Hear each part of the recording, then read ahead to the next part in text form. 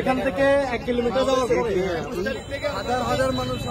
এটা গতকালকে 2টার ঘটনা। হ্যাঁ,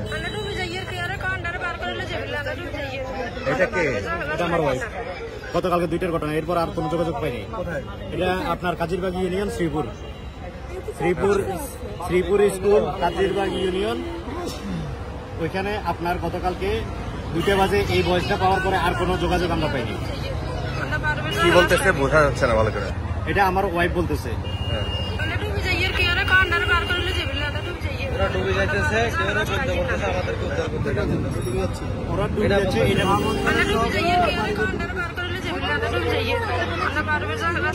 এখানে প্রচুর পরিমাণ বোট লাগবে। এখানে সমস্যা আছে, আমার ছোট ছোট 2টা বাচ্চা আছে।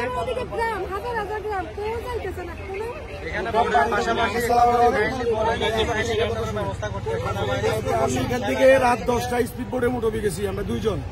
কোনো সেনাবাহিনী গাড়ি ছিল না, কোনো স্পিড বোট ছিল না ওখানে। সবাই বলছে ওখানে নাকি অনেক স্পিড বোট গেছে। আমরা 2 জন, অনেক লোক এখানে চিনি। এখন আসছেন, আমরা 5টা বাজে আসছি। এরপরে ছিলেন অন্যদিকে ছিলেন। আমাদের একটা সমস্যা, অনেক লোকের আত্মনাদ ছবি লাইভ করতেছে। আমরা 3টা-4টা বাচ্চারে ওরা কাঁপতেছে, ওদেরকে নিয়েছি দমদমা টিনের ঘর, ওদেরকে সালকাইটা স্পিড বোট উঠে আশ্রয়কেন্দ্র ঢুকে দিছি। সবাই আত্মনাদ, যারা সেফ জোনে আছে ওদের হলো বাচ্চাদের নাপা ট্যাবলেট, কাশের সিরাপ, এই মেডিসিন গুলো, আর পানি, আর লোকের চিরা, যতটুকু কয়েল মোমবাতি দিয়ে চলায়। এটা মোস্ট ইম্পর্টেন্ট এই মুহূর্তে সবার আত্মনাদ। নলে যারা বাঁচে দিচ্ছে সেফ জোন, এরাও বাঁচবে না। পানি কখন নামবে এটা কোনো নিশ্চয়তা নাই। আসলে এখানের অবস্থা দেখে বোঝার উপায় নেই। এখানে অবস্থা হচ্ছে, এটা দেখে এখান থেকে 2 কিলোমিটার যাওয়ার পরে টাঙ্গুতে গেলে আরো কিছু ভালো চিত্র পাবেন। একটু হাঁটি গেলে হবে। এখান থেকে 2 কিলোমিটার যাওয়ার পরে রামবাহাট পার পরে কোনো মানুষ খাইতে পারে না। সেনাবাহিনী কোনো হেলিকপ্টারে পর্যন্ত চোখে দেখা যায় না। সরকারের পক্ষে যখন সুনামগঞ্জে বন্যা হয়েছিল তখন শত শত হেলিকপ্টার দেখা গিয়েছিল, মানবিক কর্মী দেখা গিয়েছিল।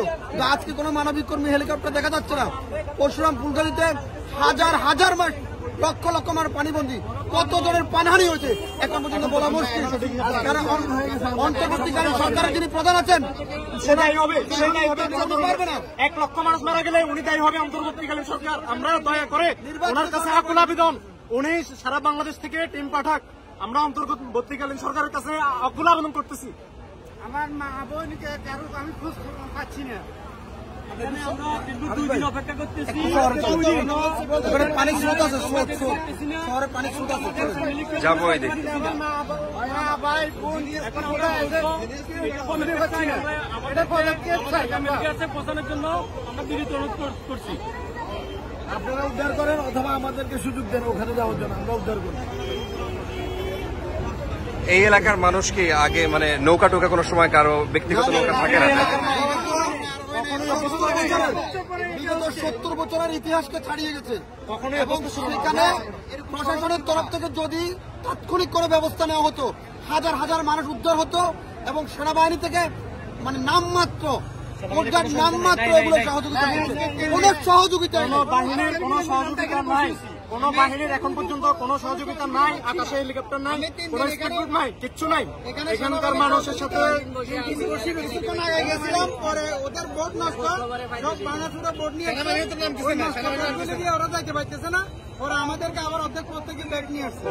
এখন 3 দিন আজকে রোডে আছি, 3 দিন কারোর সাথে ফ্যামিলির যোগাযোগ নাই, মোবাইল নেটওয়ার্ক নাই। এখন এখানে হেলিকপ্টার কি জন্য মানুষ মানের জন্য হেলিকপ্টার ব্যবহার করে, কিন্তু উদ্ধারের জন্য, বিপদের জন্য করা হয় না। এটা খুবই দুঃখজনক। এই এলাকার একটা সমস্যা হলো, যেমন যাদের বাড়ি দক্ষিণাঞ্চল তাদের কিন্তু বাড়িতে বাড়িতে নৌকা থাকে। এই জায়গা তো কোনো সময় এরকম ফেনী অঞ্চলের মানুষ বন্যার সাথে অভ্যস্ত না। এবং কি এখন যা হয়েছে এটা রীতিমতো কখনোই এরকম হয় নাই, আগে কখনোই এরকম হয় নাই। হাঁটু পরিমাণ পানি উঠছে, এখন যে পরিমাণ পানি উঠছে সেটা হচ্ছে 2 মানুষ সমান পানি, যেখানে আর কোনো অস্তিত্ব নাই, কোনো কিছুর অস্তিত্ব নাই। আমরা সরকারের নিকট বিনীতভাবে অনুরোধ করছি, আপনাদের মাধ্যমে জানাচ্ছি, আপনাদের মাধ্যমে মিডিয়ার মাধ্যমে জানাচ্ছি যে ওনাদের যত ধরনের উদ্ধার কর্মী আছে সব ধরনের সর্বাত্মক সহযোগিতা আমরা কামনা করতেছি। নয়তো এই দায় সরকারকে নিতে হবে। 1 লক্ষ মানুষ যখন মারা যাবে, আজকে প্রত্যেক 2-3 দিন পরে যখন মানুষগুলো বেশি উঠবে, তখন এই দেশ সরকারকে নিতে হবে। আমরা এই সরকারকে অনেক আন্দোলন করে, অনেক ছাত্র আন্দোলন করে আমরা এই সরকারকে এনেছি। এখন আজকে সরকার না থাকে আমরা উল্টা বিপদে পড়েছি। আজকে সরকার না থাকায় এখন আমাদেরকে সরকারের অন্তর্বর্তীকালীন সরকারের নিকট আমাদের বিনীত অনুরোধ, ওনার সর্বোচ্চটা প্রয়োগ করে, ওরা বাংলাদেশ নৌবাহিনী সহ সব ধরনের বাহিনীকে প্রয়োগ করে। এখানে 1000 স্পিডবোট প্রয়োজন। 1000 স্পিডবোট হলে 50% সেভ হবে কি না আমার জানা নাই। আর তারা 2 দিন আগে থেকে তারা অলরেডি বন্দী, এখন তাদের খানা দানা শেষ, তারা মুমূর্ষু অবস্থায় আছে এখন। এটাই হলো সর্বশেষ অবস্থা।